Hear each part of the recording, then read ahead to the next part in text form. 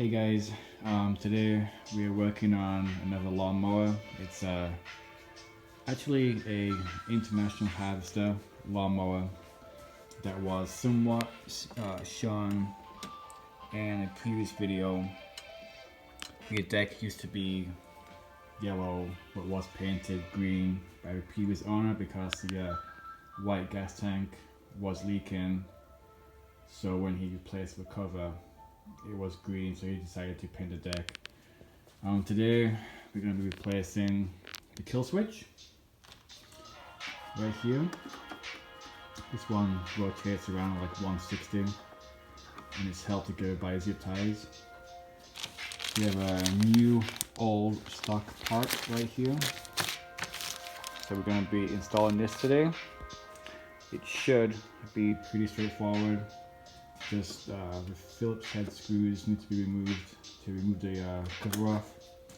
There should be enough slack in the fuel line, so we won't need to drain the fuel tank, and should make our job go a little bit easier and cleaner.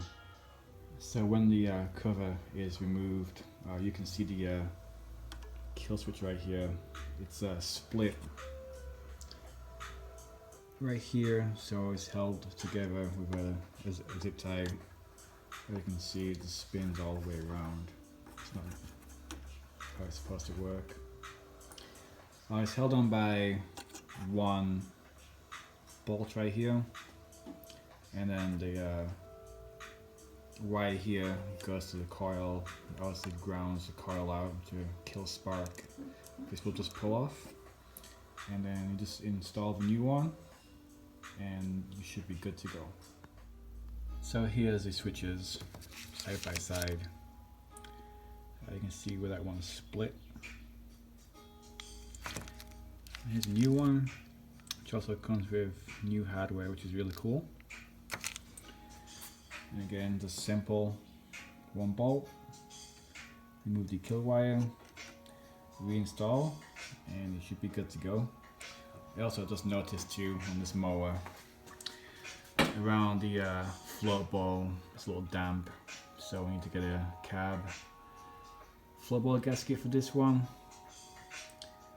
And those are pretty easy to replace. Just remove the cleaner assembly, remove the carburetor, and just switch out the gasket. So the new switch is installed. Works a lot better than the old one. It was very tight. And there you go. Very simple job to do.